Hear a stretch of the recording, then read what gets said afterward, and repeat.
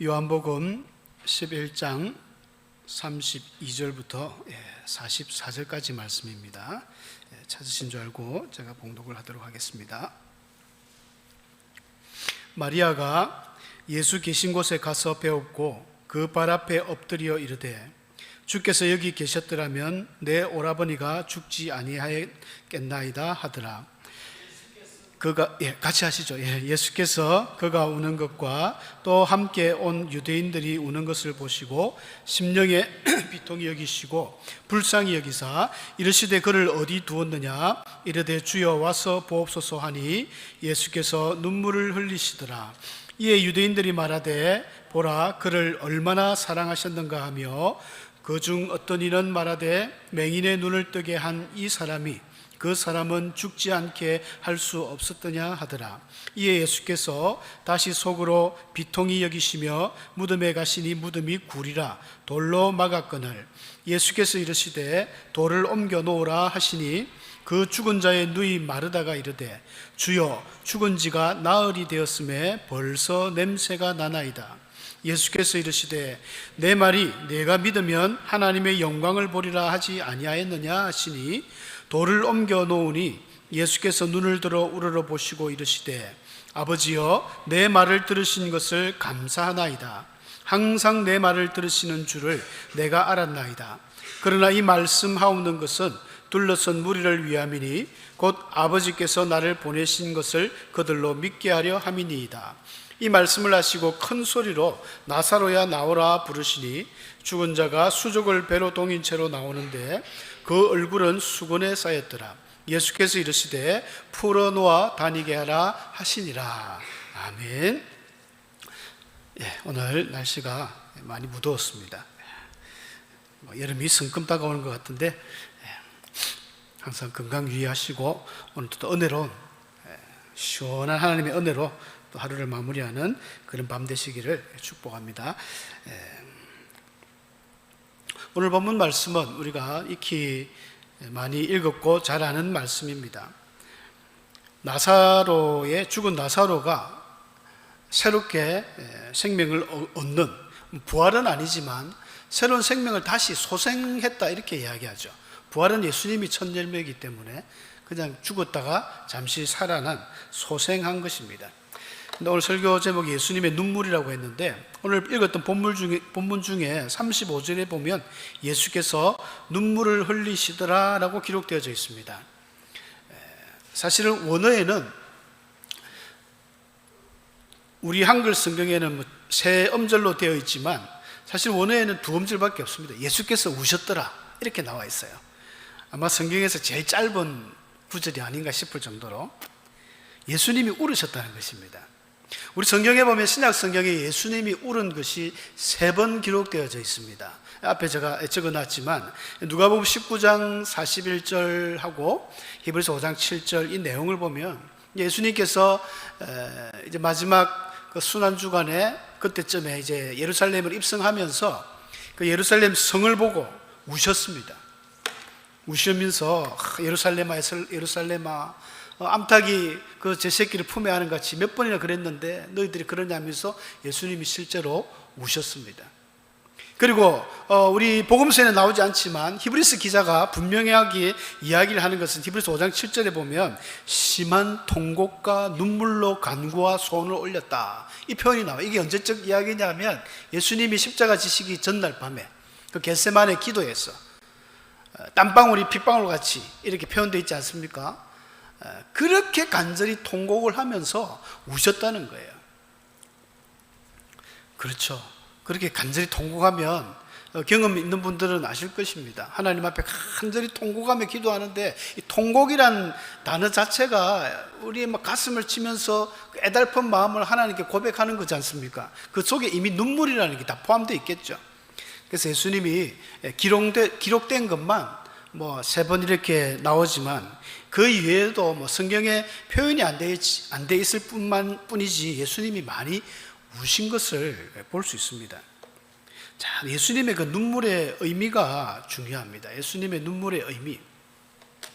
오늘 본문에 예수님께서 앞절을 우리가 안 읽었습니다만은 나사로라는 그 예수님의 뭐 친구라기 하기는 좀 그렇지만 나사로가 제일 큰 오빠고 그 밑에 동생이 마르다, 마리아 이렇게 삼형제입니다. 삼남매죠. 삼남매인데 예수님이 자주 이 집을 가셨어요. 누가복음의 기록을 보더라도 자주 가셔서 식사도 하시고 거기서 잠도 주무시고 성경 공부도 하고 그랬던 인물들이에요. 그래서 항상 마리아는 예수님 그 딱 발 앞에서 말씀을 쫑긋해가 듣잖아요. 근데 마르다는 분주하게 일만 하고 막 이런 내용들. 마르다가 예수님 마리아 일 좀 하라 하십시오 하니까 예수님 뭐라 하셨습니까? 너는 네 일에 만족해라. 쟤는 안 뺏길 거야 이 귀한 자리를. 그렇게 성경 공부도 많이 했던, 그래서 특별히 예수님이 많이 사랑을 했던 그런 사람입니다. 근데 나사로가 이제 병이 들었어요. 아마 나병, 한센스 병, 오늘날 나병이 들은 것으로 이렇게 이야기를 하고 있습니다. 왜냐하면 이 나사로가 살았던 동네 이름이 베단입니다. 베다니. 베단이라는 동네는 이 집이거든요. 아니가 슬픔입니다. 번뇌하는 집, 슬픔의 집. 그 동네가 베다니 동네가 이런 아픈 사람이 많은데 특히 나환자. 요 12장 넘어가면 바로 이제 베다니에서 그 한 나환자 그 시몬 집에서 잔치를 벌이는 게 나오거든요. 그때 예수님이 갔을 때 이제 마리아가 향유 옥합을 깨뜨려서 예수님께 드렸던. 그래서 오늘도 오늘날 가톨릭 이런 데 보면 성 나자로의 마을 이런 것들이 많이 있지 않습니까? 그래서 이제 그런 병으로 아마 죽음 일보 직전에 이제 마리아가 예수님께 소식을 넣은 것 같아요. 그렇게 멀리 있지는 않았습니다. 이 베다니가 이쪽이면 바로 건너편 동네 쪽에 있었던 것 같습니다. 왜냐하면 유대인들이 막 그 앞에 보면 돌 들고 예수님을 치려고 하니까 예수님이 잠깐 비켜갔거든요. 그 소식을 듣고 오빠가 너무 아픕니다. 예수님 오셔서 기도 한번 해주세요. 그 예수님이 그 신기하게 앞에 보면 당장 가지 않았습니다. 당장 가지 않고 하나님께서 그에게 하실 일이 있다 하면서 이틀이나 늦게 가셨어요. 계획적으로 일부러 늦게 갔습니다. 하나님은 계획이 있었죠. 이제 그들에게 예수님이 그동안 요한복음에서 쭉 보여주신 많은 것들을 보면요, 정말 하나님의 어떤 모습들이 막 드러납니다. 뭐 요한번 사건만 보더라도 실로암에서 그 태어날 때부터 맹인을 눈을 뜨게 하셨다든지, 38년 동안 베데스다 연못에서 몸을 못 쓰던 사람을 낫게 했든지, 오병이어의 기적을 보여주시고 많이 했지만 죽은 자에 대한 기적을 이제 보여주시려고 예수님이 작정하신 거예요. 이미 하나님의 그 뜻 가운데 있었습니다. 제자들은 이런 것도 알지 못하고 어떻게 금방 또 돌로 치려고 했는데 가겠습니까? 하면서 막 도마 같은 경우는 좋습니다. 막 우리 같이 죽으러 갑시다 하면서 이렇게 상황이 된 거예요. 그래서 갔습니다. 갔는데 이제 마르다가 쫓아오면서 예수님 여기 계셨으면 우리 오빠가 죽지 아니했을 건데, 그런 이야기를 하면서 아니다. 네 오라비가 다시 살 거다. 예수님이 이야기를 해줍니다. 그럼 당장에 그게 믿어지지가 않죠.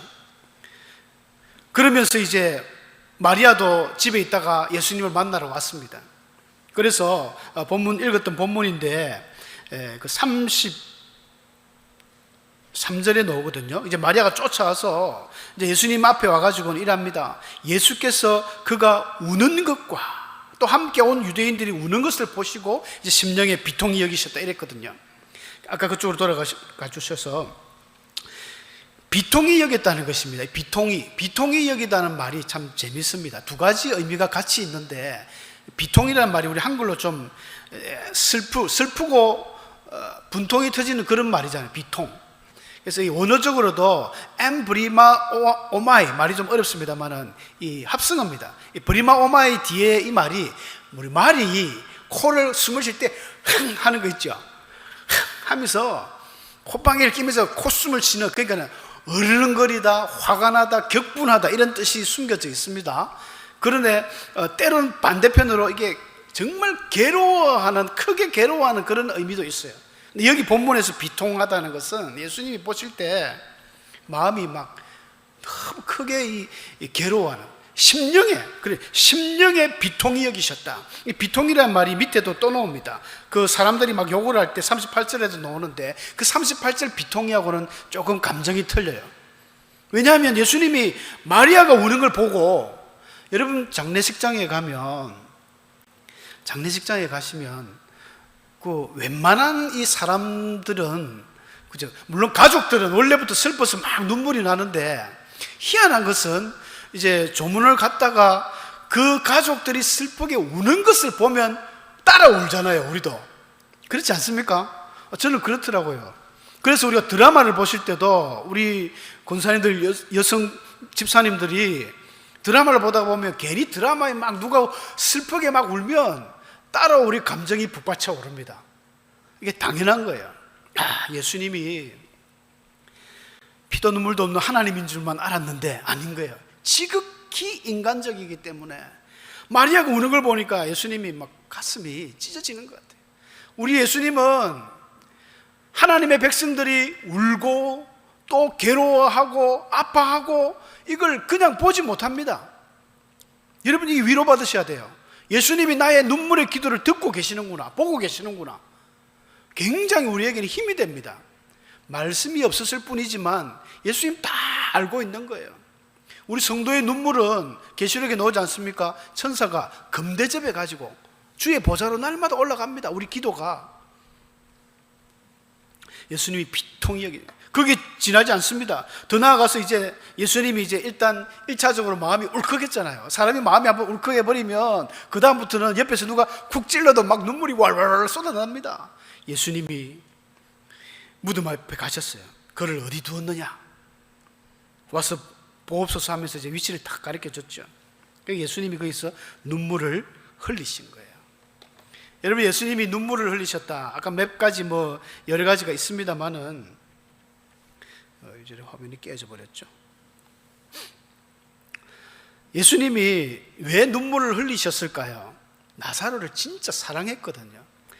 앞에 그 11장 5절에 우리가 보시면 예수께서 본래라는 말은 사실은 원어에는 없는데 왜 들어갔는지 모르겠습니다. 예수께서 본래 마르다와 그 동생과 나사로를 사랑하셨다, 이런 표현이에요. 사랑하시더니 나와요. 근데 사랑하시더니가 우리 뭐냐면 이 에가파라는 원어인데, 우리 보통 아가페, 아가파오 이렇게 사랑을, 진한 사랑을 이야기할 때 하는데, 이 에가파라는 것은 이제 헬라 시제 중에 완료가 안 된 거예요. 미완료 시제라 해가지고, 미완료라는 것은 완료가 안 됐다. 그러니까 옛날에 시작했던 것이 쭉 계속 이어오면서 지금까지 계속되고 있다는 의미입니다. 예수님께서 이 나사로의 가족들을 옛날부터 사랑했는데 지금까지 계속 사랑하고 있다는 거예요.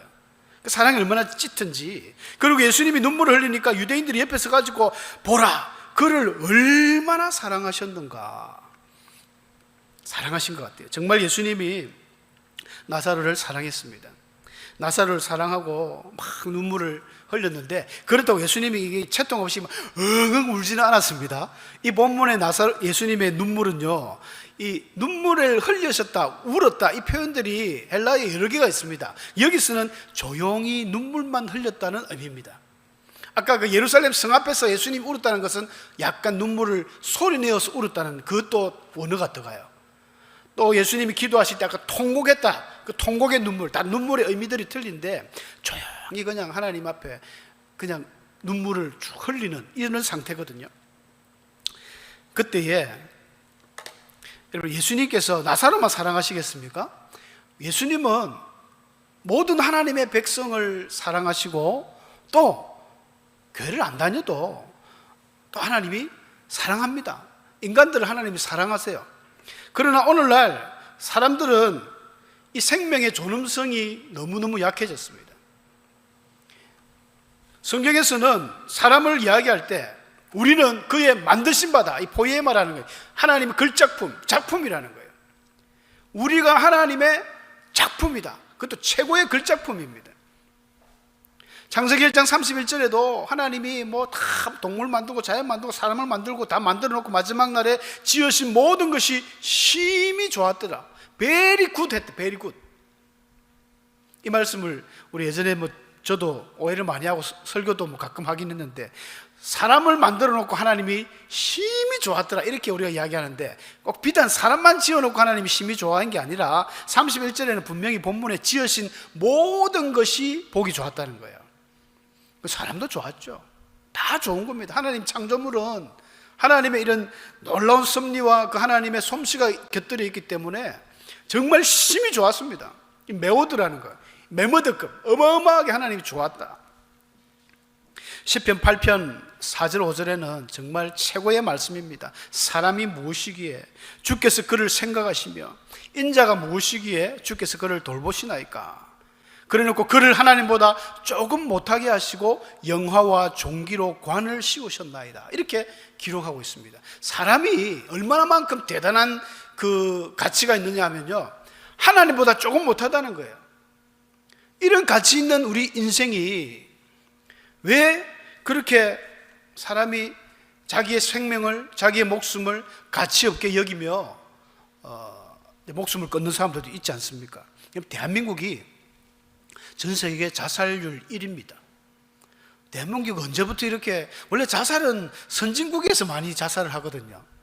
이런 북한이나 저 아프리카 못 사는 나라는 자살 안 합니다.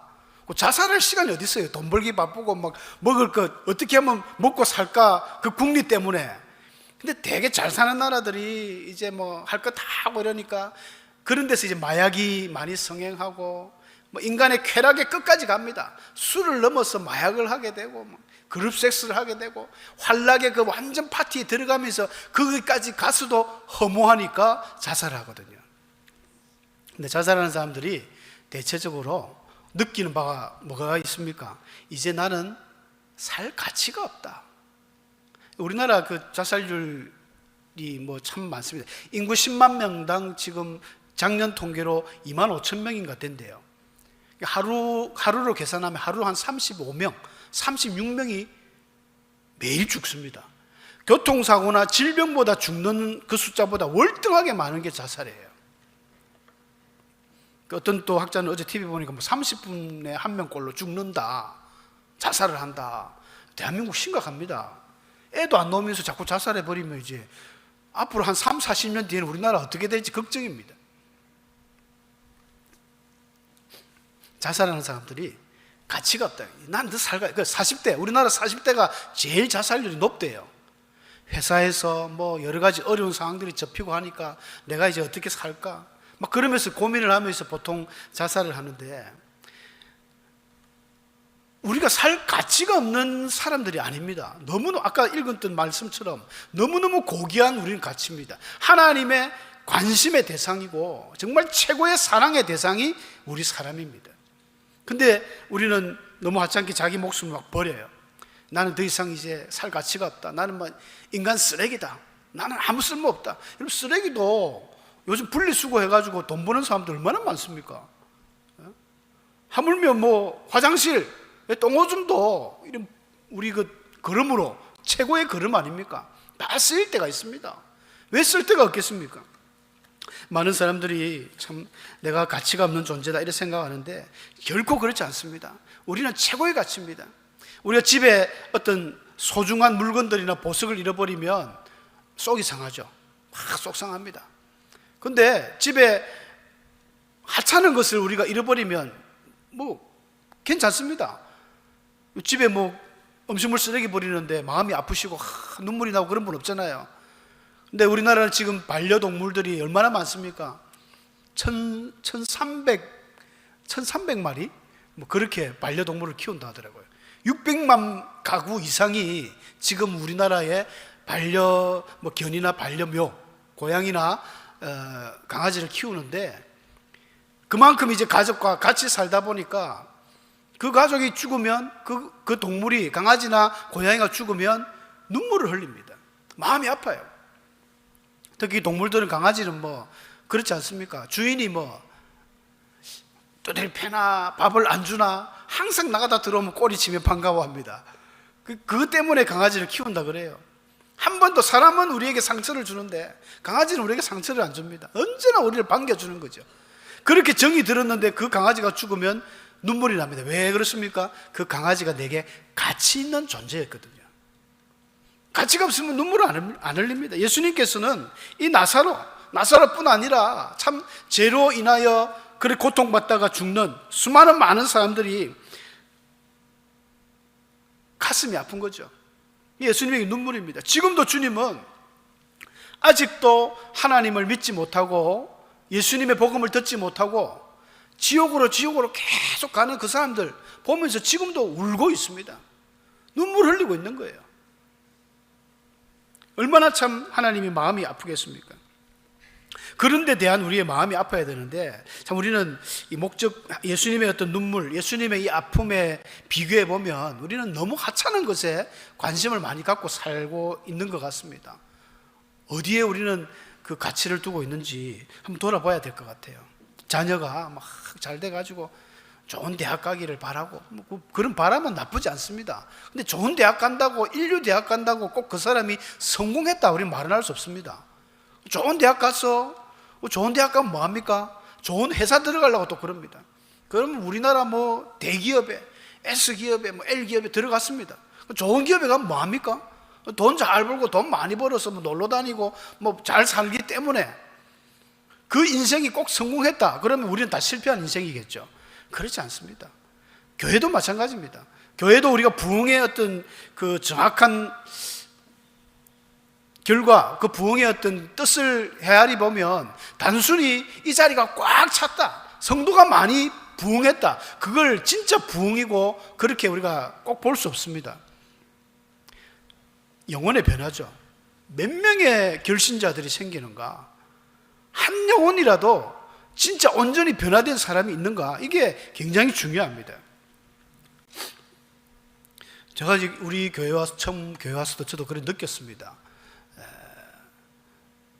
빈자리가 많이 있을지라도, 성도들이 많이 비어 있을지라도, 저는 이제 우리 목사님께서, 제가 이제 목사님 믿고 이야기를 하는 겁니다. 제가 볼 때는 이제 목사님 큰 능력이 없어요. 목사님 인정하시지만 뭐 그렇다고 막 귀신이 쫓기고 뭐 신유가 일어나고 벌떡벌떡 일어나고 이런 거 없잖아요. 능력이 없습니다. 그렇다도 말에 권세가 있어가지고 막 설교해서 사람들이 막 은혜 받고 없습니다. 그러나 결신자들이 있다는 거예요. 목사님 뭐 늘 자랑하시지만 제가 뭐 특별히 뭐 그분들 성함은 말씀 안 하겠습니다. 곳곳에 보니까 옛날에 예수 안 믿었는데 우리 교회 와서 예수님 믿고 삶이 변했다는 거예요. 기적입니다. 이게 부흥인 거예요. 부흥. 수많은 사람들이, 교회라는 것이 참 그렇지 않습니까? 이게 기도하고 하나님의 뜻대로 우리가 믿음대로 나가서 하나님이 원하는 방향으로 나갔을 때 하나님의 영광이 나타나는 겁니다. 사람들의 계획과 인간의 어떤 그 겉모술수로 단순히 사람들만 막 이랬다. 교회 부흥시키는 참 좋은 방법 중에 하나는요, 제일 좋은 것 뭐냐면요, 간단합니다. 돈만 좀 있으면 되는데, 돈을 어디 푸는 게 아니에요. 부교육자들을 한 100명만, 100명, 우리 교회 수준에 한 부교육자들 한 20명만 데리고 오면 됩니다. 그럼 부교육자들 오면 가정이 다 오잖아요. 애기들 다 오거든요. 학생들 다 옵니다. 자연스럽게. 교회는요, 그 사람 착착착 이렇게 뻗는 거예요. 돈 있는 교회는 그렇게 실제로 합니다. 큰 교회는 부교육자들 많이 들이잖아요. 그게 진짜 부흥인지 우리는 한번 생각을 해볼 필요가 있습니다. 오늘 그 본문 뒤에 보면 이런 말씀이 있습니다. 이제 예수님께서 마리아에게 그런 이야기를 하죠. 돌을 옮겨 놓으라 하면서 이야기를 하는데, 이 마르다가 그때 예수님 지금 막 죽은 지 4일이나 되기 때문에 냄새 납니다. 근데 예수님께서 먼저 그런 이야기를 하셨거든요. 마르다에게 저 위에 본문 읽지는 않았습니다만은 그 23절에 그럽니다. 예수님께서 마르다가 막 예수님이 계셨으면 우리 오빠 안 죽었을 건데, 그러니까 아니다, 네 오라비가 살아날 거다, 예수님 이야기하셨어요. 마르다 입장에서는 벌써 죽었는데 다시 살아난다니까 뭐 예수님 부활할 때나 살아나겠죠, 그렇게 생각했겠죠. 그래서 마지막 날 예수님 부활 때나 다시 살아날 줄 내가 압니다. 그러니까 예수님이 아니라는 거예요. 나는 부활이요 생명이니 나를 믿는 자는 죽어도 살겠고 무릇 살아서 나를 믿는 자는 영원히 죽지 아니하리라. 이것을 네가 믿느냐? 그렇게 이야기하니까 신앙 고백을 합니다. 마르다가 맞습니다. 주여, 주는 그리스도시요 세상에 오시는 하나님의 아들이신 줄 내가 믿습니다. 베드로도 위대한 신앙 고백을 했는데 마르다도 이런 고백을 했어요. 주는 그리스도십니다. 하나님의 아들이심을 내가 믿습니다. 그렇게 고백을 한 거예요. 여기까지만 보면 대단한 믿음이지만 제가 왜 마르다의 믿음은 미래적 믿음이라고 이야기했냐면 실제적으로 이 우리의 믿음도 마찬가지입니다. 현재적으로 예수님은 현실적으로 이야기하셨어요. 지금 이 본문은 네 오빠가 살아날 거다. 응? 나는 부활이와 생명이니 나를 믿으면 죽어도 살겠다. 이 말은 현재의 말이거든요. 그 이후의 말은 미래와 같이 섞인 말도 있습니다만은 그렇게 이야기를 딱 하니까 마르다는 현재의 믿음이 없습니다. 그러니까 예수님께서 오늘 그 세 가지 말씀을 하셨는데 첫 번째 돌을 옮겨 놓아라 했어요. 돌을 옮겨 놓아라. 그러니까 대번에 마르다가 주여 죽은 지 나흘이나 됩니다. 벌써 냄새가 납니다. 하고 예수님께 막았었어요. 좀 전에 그렇게 신앙 고백을 했는데 여전히 미래적인 믿음인 거예요. 예수님이 우리에게 여러분 어떤 걸 요구하실 때 지금 이 믿음이 필요한데 그냥 앞으로의 믿음인 거예요. 우리의 믿음이 굉장히 모래성 같은 믿음이 많습니다. 그래서 진짜 믿음이 지금 내 믿음인지 예수님은 지금 즉시 순종하는 그런 믿음. 저번 그 실로암 목가의 맹인도 마찬가지 아닙니까? 즉시로 이에 가서 이게 필요한데 그냥 믿음은 있는 것 같아요. 근데 이게 다음에 앞으로 그게 아닌데 이 마르다는 그런 이야기 합니다. 주여 4일이나 됐습니다. 냄새 납니다. 그렇게 이야기했어요. 믿음이라는 게 참 우리가 현실적인 믿음이 꼭 필요합니다. 예수님이 돌을 옮겨 놓으라 그 다음에 하니까 나사로야 넣으라 이렇게 예수님이 고함 쳤습니다. 그리고 나서 실제로 시체가 막 그 이스라엘 사람들은 이제 붕대처럼 이렇게 천을 감아서 돌무덤에 둡니다. 시체가 나왔어요. 그러니까 또 풀어놓으라. 제가 사람 하나님이라고 이야기한 것은 여러분 하나님의 기적과 하나님의 어떤 역사는 하나님이 하시는 일이 있고 사람이 해야 될 일이 따로 있습니다. 물론 천사가 하는 일도 다릅니다. 우리 성경을 쭉 연구해보고 살펴보면 하나님의 어떤 일을 진행함에 있어서 하나님이 전부 다 하는 것 같아도 그렇지 않습니다. 하나님이 하시는 일도 있고 우리가 해야 되는 일도 있습니다. 예수님이 돌을 옮겨 놓으라 한 거예요. 이건 사람들이 해야 될 일이지 않습니까? 우리 생각에는 하나님 능력이 있는데 돌도 그냥 초능력으로 돌이 옮겨주면 좋겠는데 하나님 그거 안 하세요. 제가 학생들한테 자주 이야기합니다. 하나님 공부 잘하게 해주세요. 하나님 시험 잘 치게 해주세요. 지가 공부를 해야 됩니다. 그거는 자기 할 일이에요. 근데 공부를 안 하고 맨날 뛰놀다가 시험 전날 기도합니다. 하나님 믿습니다. 하나님 능력을 주셔서 제가 아는 시험 문제만 나오게 해주세요. 그런 요행을 바라는 믿음은 문제가 있죠. 하나님께서는 철저하게 네가 해야 될 일, 우리가 해야 될 일을 남겨두셨습니다. 그리고 나사로야 나오라 이건 하나님이 하셨어요. 나사로야 나오더라. 홍해를 가르고 이런 것도 하나님 하시지만 모세가 손을 드는 건 모세가 했잖아요. 또 풀어놓아 다니게 해라. 좀 냄새가 나겠지만 막 풀어놓아라. 그 사람들이 해야 되는 겁니다. 우리가 하나님의 일을 할 때는, 교회 일을 할 때는요, 정말 이런 우리가 믿음으로 해야 됩니다. 이 믿음이라는 것은 우리가 행함이 뒤따를 때에 온전한 믿음으로 이제 변화됩니다. 그냥 생각으로 믿는다. 그렇죠. 다 믿죠. 주일 예배만 참석해서 다 앉아있으면 모두가 믿음이 좋아 보이는데 실질적으로 행함이 있느냐 이걸 딱 견주어 봤을 때 진짜 오리지널 온전한 믿음이 있는 겁니다. 여러분 교회 일을 할 때, 하나님의 일을 할 때는요, 우리가 다 아는 거지만 믿음으로 해야 됩니다. 교회 일은 믿음으로 해야 되잖아요. 근데 많은 사람이 믿음으로 하지 않고 어떻게 합니까? 빌립처럼 계산이 빠른 거예요. 200데나리온을 있어야 하나님 됩니다. 해서 지금 현재 계산 빠릅니다. 우리 장로님들 계산이 굉장히 빨라요. 다다다다다 해가지고 틀린 이야기 합니다. 오늘 마르다가 했던 이야기 보십시오. 돌을 옮겨 놓으라 하니까 주님 4일이나 돼서 냄새 납니다. 팩트예요. 팩트. 틀린 이야기가 아닙니다. 맞습니다. 인간적인 생각인 거예요. 교회 일은, 하나님의 일은 어떤 일을 진행할 때 이 믿음으로 한다는 것은, 믿음이 뭐냐면 이루어질 것 같은 걸 우리가 나가는 게 믿음이 아니라 우리가 생각해 볼 때는 힘든데 어려운데, 근데 성경에 보니까 하나님의 뜻이 맞는 거예요. 하나님의 뜻이면 우리가 믿음으로 나가는 겁니다. 때로는 담임 목사님이 어떤 일을 우리가 부탁을 하고 진행을 합시다 할 때 이게 마귀적인 것이 아니면 우리는 믿음과 신중함으로 나갈 필요가 있습니다. 그걸 갖다가 마르다처럼 안 됩니다. 사일이 됐습니다. 맞죠? 그 말 맞습니다. 틀린 게 아니에요. 그러나 그게 한계입니다.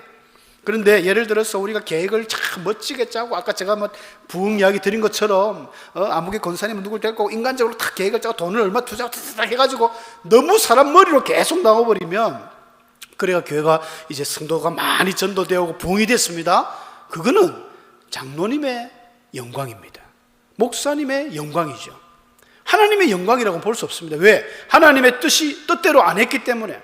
하나님의 뜻은, 하나님의 부흥은 온전한 믿음이 필요합니다. 믿음으로 나갔을 때 많은 교회에서 막 부흥의 간증들 하지 않습니까? 이거는 도무지 일어날 수 없는 일이 일어났습니다. 하나님이 도우셔서 했습니다. 그게 하나님의 영광입니다. 우리에게 하나님이 이런 숙제를 던져줄 수 있습니다. 돌을 옮겨 놓으라. 그 돌은 어떤 돌인지 모르죠. 우리 개개인에게 꼭 필요한 하나님이 너 이거 해라 했을 때, 주님 이건 이래서 안 되고 저건 저래서 안 되고, 지금은 내가 돈이 없어서 안 되고, 지금 우리 아이가 고3이기 때문에 안 되고, 이유가 많이 있습니다. 잘못된 이야기가 아니에요. 틀린 이야기가 아니고 분명한 팩트지만 주님이 요구하시는 것은 그게 아니라는 거예요. 믿음으로 옮겨라. 믿음으로 배를 풀어 놓아라. 그렇게 할 때에 우리의 믿음이 온전하게 되어서 하나님의 기쁨이 된다는 것입니다. 예수님은 이렇게 눈물을 흘리시면서 하나님의 백성들을 얼마나 사랑하셨습니까? 정말 가치 있는 이 우리의 목숨을 위해서 주님은 하셨습니다. 우리는 무엇을 희생해야 되겠습니까? 예수님이 그 사랑에 우리는 어떻게 보답해야 되겠습니까? 우리가 한 영혼이라도, 한 사람 변화되는 것은 어마어마한 일이지 않습니까? 천하보다 귀한 영혼이 있기 때문에 그 한 영혼 살리는 일에 우리가 최선을 다해야 되고, 아직 낮이기 때문에, 우리가 낮에 가기 때문에 하나님의 일을 멋지게 온전한 믿음으로, 그것도 마찬가지입니다. 저 사람이 전혀 변화될 것 같지 않아요. 도무지 저 사람은 교회 안 나올 사람이에요. 그런데 믿음으로 하면 하나님이 일을 행하시는 거예요. 크고 비밀한 일을 행하시고 이루신다는 것입니다.